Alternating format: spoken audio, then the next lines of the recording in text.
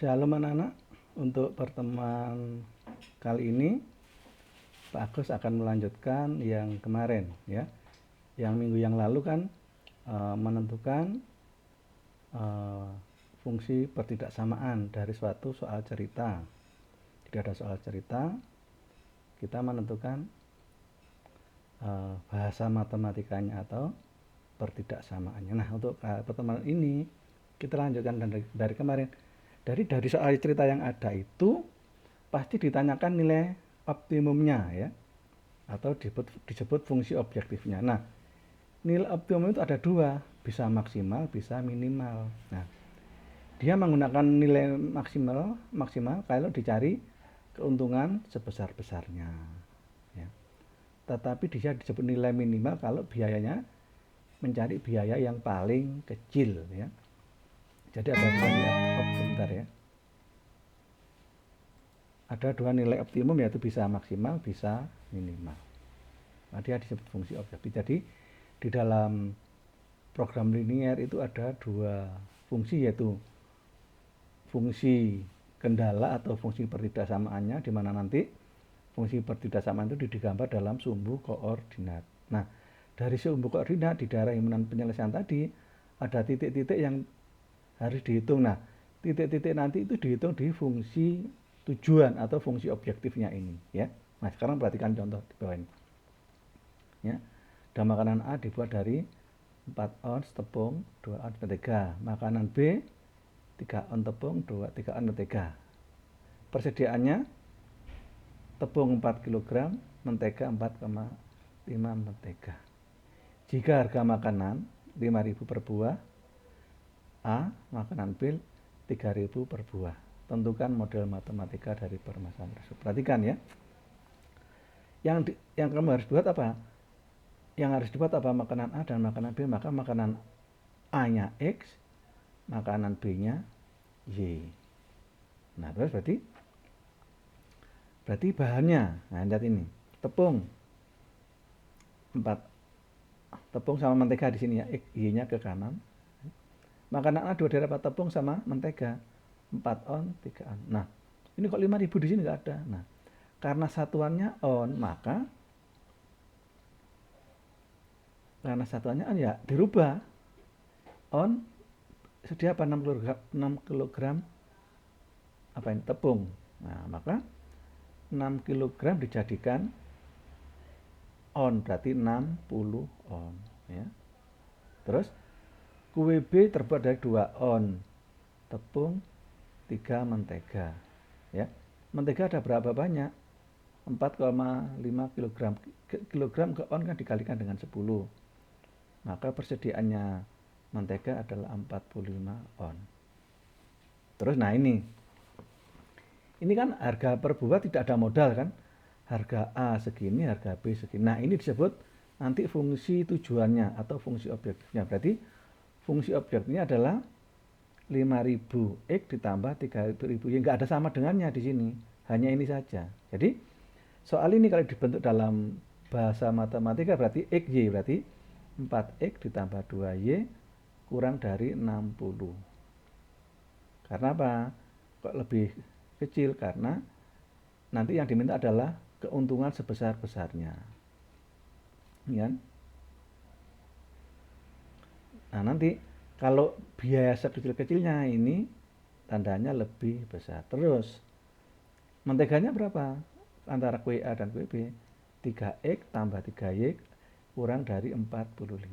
Nah, karena kue itu tidak mungkin negatif, berarti nanti di dalam pertidaksamaan jadi tambah ini ya. Ini X lebih besar 0 dan Y lebih besar sama dengan 0. Jadi ganti dulu. Bentar ya. Bentar.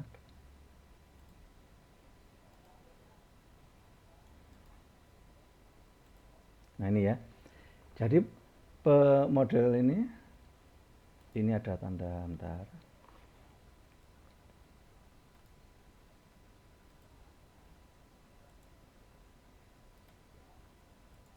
Ini ya. Jadi yang di sini tadi ini sama, ini ada disebut fungsi kendala. Nah, fungsi kendala ini yang nanti digambar di dalam sumbu koordinat.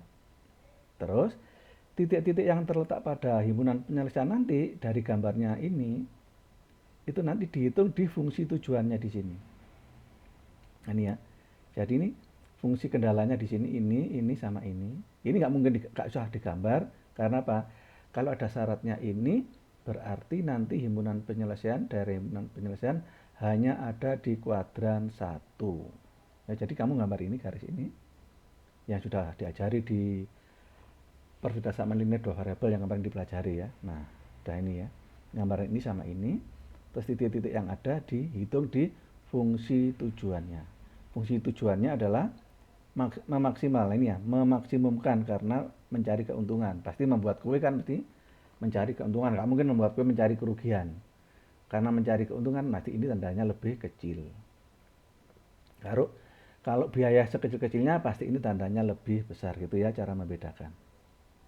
Nah, fungsi tujuan pasti nggak ada sama dengannya, cuman berapa X ditambah berapa Y. Nanti dihitung dari titik-titik yang terletak pada gambar HP himpunan penyelesaian. Nah, ini ya. Jadi ini sama ini adalah disebut fungsi kendala. Nah, terus yang ini tadi disebut fungsi tujuan. Jadi yang digambar ini nanti ya. Nah, jadi ini fungsi objektifnya atau fungsi tujuannya, ini fungsi kendalanya. Nah, ini kan ya. Jadi fungsi objektif itu nggak ada sama dengannya, cuman AX plus BY atau pokoknya yang diminta itu. Ya. Cara mencari fungsi objektif, menentukan fungsi objektif. Pokoknya yang tidak ada sama dengan ya. Nah, bagaimana cara menentukan nilai optimum fungsi objektif? Nah, ini ada metode grafik ya. Paling gampang itu grafik ya. Digambar terus pakai uji titik ya. Nah, ini contoh ya. Cara-caranya bagaimana ini? Mengubah soal cerita menjadi model matematika seperti tadi ini ya. Seperti ini kan soal cerita dirubah ke dalam matematika. Gitu ya. Terus menggambar semua garis yang merupakan tadi yang disebut bagus fungsi kendala dalam sumbu koordinat kartesius. Sudah diajari di bab pertama. Terus menentukan daerah himpunan penyelesaian sudah diajari di bab pertama. Nah, nanti kalau di himpunan penyelesaiannya ada perpotongan garis, nah maka titik perpotongan itu kamu cari dengan kelas 10 menentukan himpunan penyelesaian dari dua variabel yang dengan eliminasi atau substitusi. Ya. Terus menentukan nilai optimum, titik-titik yang diketahui dihitung di dalam fungsi objektifnya. Nah, ini contoh ya, cara menentukan nilai optimum. Dari contoh di atas tadi ya, dari contoh tadi. Kan ini fungsi kendala. Nah, fungsi kendala ini digambar. Udah ya. Nah. Menggambar ini ya. Nah, berarti kalau X-nya 0, Y-nya berapa, Y-nya sudah diajarkan ya. X-nya 0, Y-nya berapa, Y-nya 0, X-nya berapa, dan sama ini. Ini sama seperti tadi. X-nya lebih besar sama dengan 0. Bentar ya. Bentar. X-nya lebih besar sama dengan 0.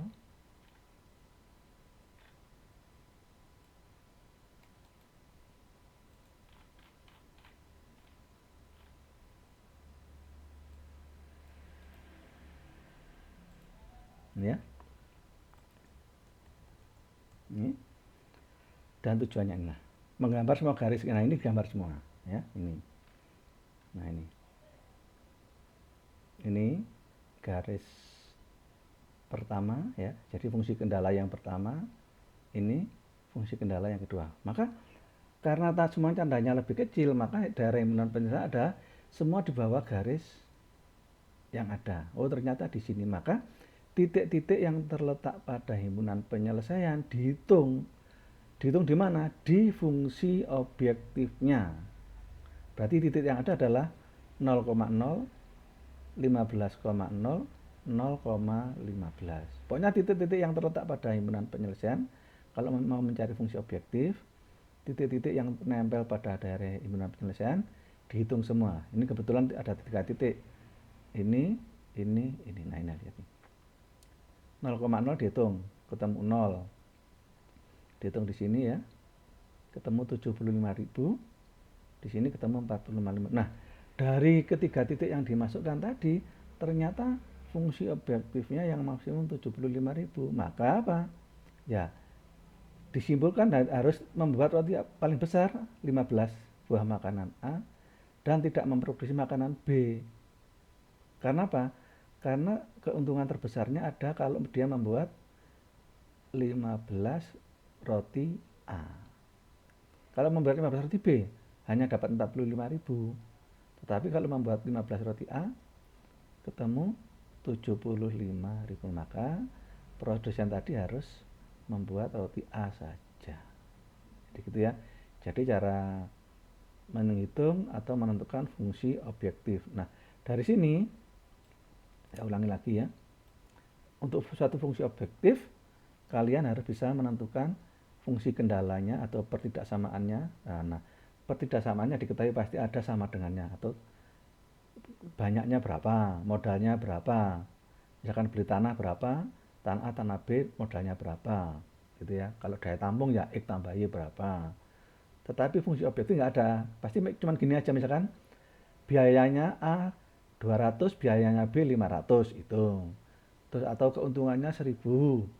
A, keuntungan B 3000. Gitu aja, itu nama yang disebut fungsi objektif di sini tadi. Nah, ini. Ini fungsi objektifnya. Nah, ini fungsi kendalanya. Karena apa? Ada X, ada Y, ada sama dengannya. Ada X, ada Y, ada sama dengannya. Itu ya. Nah, setelah itu yang fungsi kendalanya saya ulangi digambar seperti contoh tadi, contoh di sini. Nah, digambar terus titik-titik yang terletak di daerah himpunan penyelesaian dihitung. Ini kebetulan nggak ada titik potongnya. Kalau ada titik potongnya, misalkan gambarnya begini, kan ada titik potong di sini, maka kamu harus mencari titik potong ini dengan cara eliminasi atau substitusi seperti di kelas 10, yaitu menentukan himpunan penyelesaian linear dua variabel ya, menentukan HP dari persamaan linear dua variabel, bisa eliminasi, bisa substitusi. Nah, titik yang ada nanti pokoknya nempel di himpunan penyelesaian ya dihitung di sini berapa gitu. Gitu aja ya pertemuan kali ini. Jadi cara menentukan fungsi objektif dan cara menghitungnya.